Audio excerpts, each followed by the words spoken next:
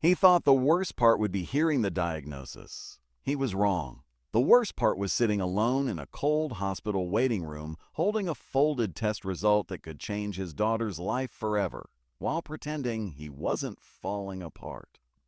And just when the silence became unbearable, a powerful woman in a black dress leaned close and whispered words that would turn his world upside down. Please pretend you're my husband." He had no idea that saying yes would not only save her reputation, but might also save his heart. Stay with me, because this isn't just a story about fear. It's about courage, unexpected love, and how sometimes the person sitting next to you in your darkest hour is the miracle you didn't see coming. Chapter 1. The man who waited alone. The hospital smelled like antiseptic and quiet desperation. Daniel Harper sat stiffly in a bright blue plastic chair, gripping an unopened envelope so tightly that the edges bent under his fingers. The fluorescent lights above hummed faintly, matching the nervous rhythm in his chest. He wasn't afraid for himself. He was afraid for Lily.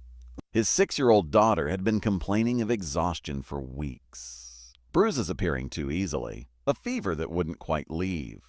The pediatrician's concerned expression had sent them straight here to specialists, to blood work, to words Daniel didn't want to repeat in his head. A just precautionary, they had said, but Daniel had seen enough fear in doctors' eyes to know when something wasn't simple. Across the waiting room, other families whispered, scrolled on their phones, or stared into nothing. But Daniel was alone. He had been alone for 3 years now, since Emily. He still remembered the way Lily clung to his leg at the funeral, asking why Mommy wouldn't wake up. He had promised her then through his own tears, "Daddy's here. I'll always be here." And he meant it. But promises feel fragile when you're holding medical test results. A nurse stepped out briefly, called another name, then disappeared again. Daniel swallowed hard. He hadn't told Lily how serious this could be. She was with Mrs. Henderson, the kind elderly neighbor who helped when Daniel had double shifts at the warehouse. He hated leaving Lily anywhere when she wasn't feeling well. He hated that he couldn't afford better insurance. He hated that he felt so helpless.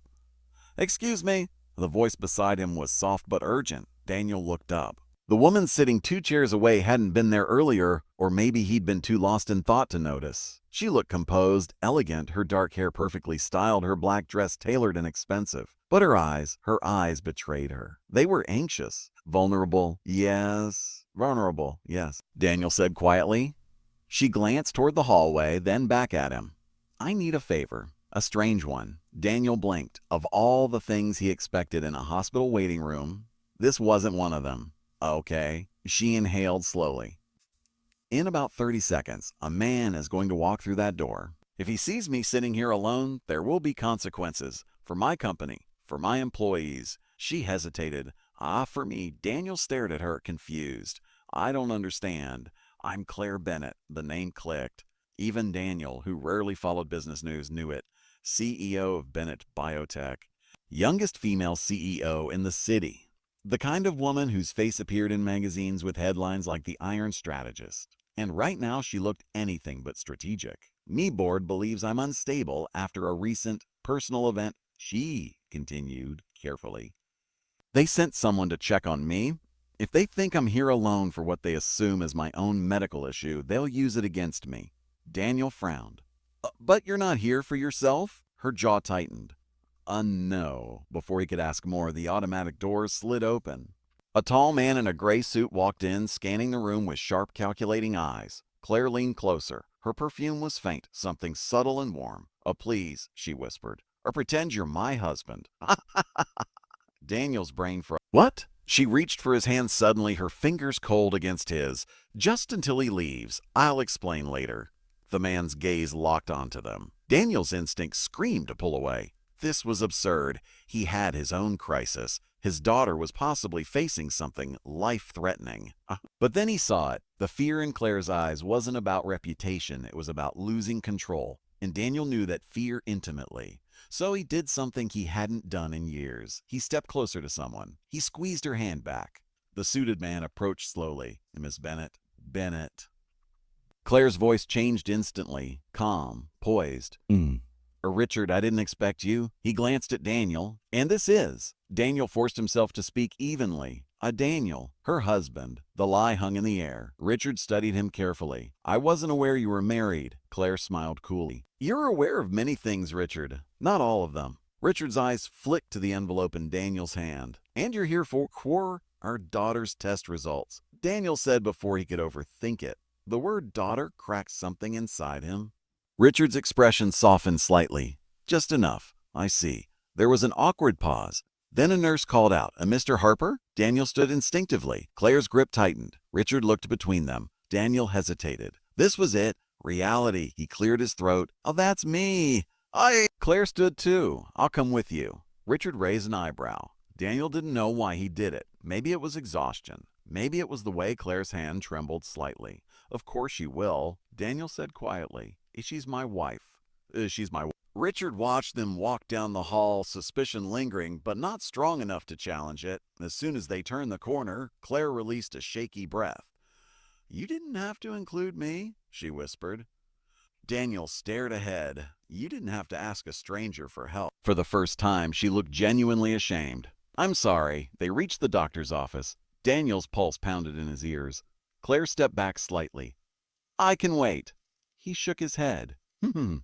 "You know, you're already my wife, remember?" A faint, almost broken smile touched her lips. They entered together. The doctor adjusted his glasses, looking at the file. Daniel braced himself for devastation. But what came instead was relief so overwhelming it nearly knocked him to his knees.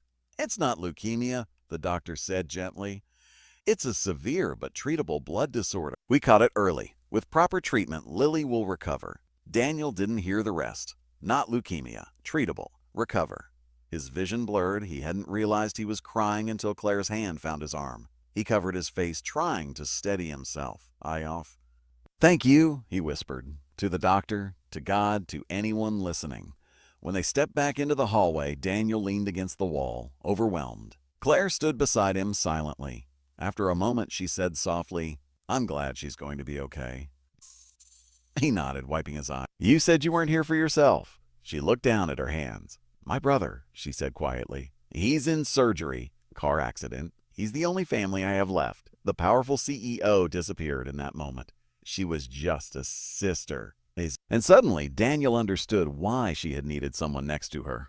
"You shouldn't have to face that alone," he said. Her voice wavered. "I'm used to it." Daniel shook his head. "That doesn't mean you deserve it." They stood in silence.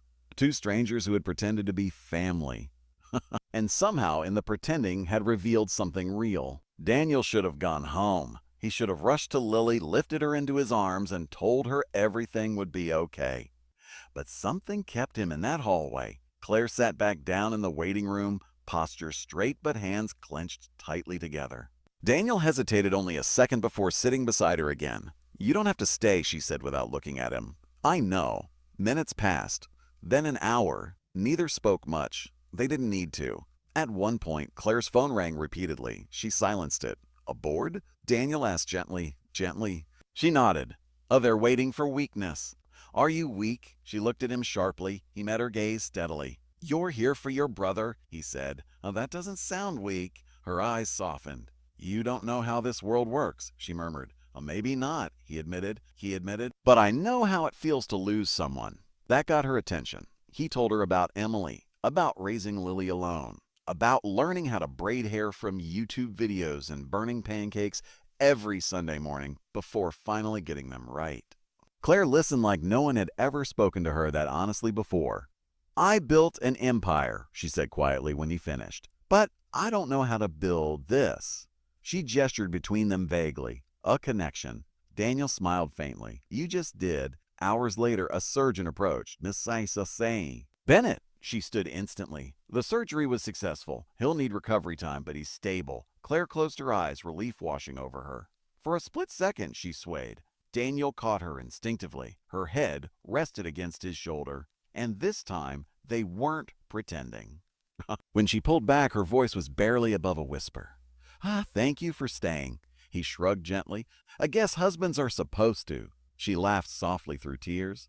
That night, Daniel drove home feeling lighter than he had in years. He expected that would be the end of it. But 3 days later, his phone rang. "Daniel Harper?" a polished voice asked. "Yes." "Miss Bennett would like to meet with you." He nearly declined. What did a CEO want with a warehouse worker? But he went. Her office was everything you'd expect. Glass walls, city skyline, assistants moving like clockwork. Claire stood when he entered. No black dress this time. No armor. Daniel, she said warmly. He felt strangely out of place. I owe you more than a thank you, she began. You reminded me of something important. He raised an eyebrow. A pretending? She shook her head. A being human. She explained that Bennett Biotech had recently launched a foundation for children with blood disorders, ironically similar to Lily's. We need someone real, she said. Is someone who understands what families go through? Daniel blinked. You want me to help us shape it? Advise us. Be the voice we're missing. He laughed nervously. I'm not qualified.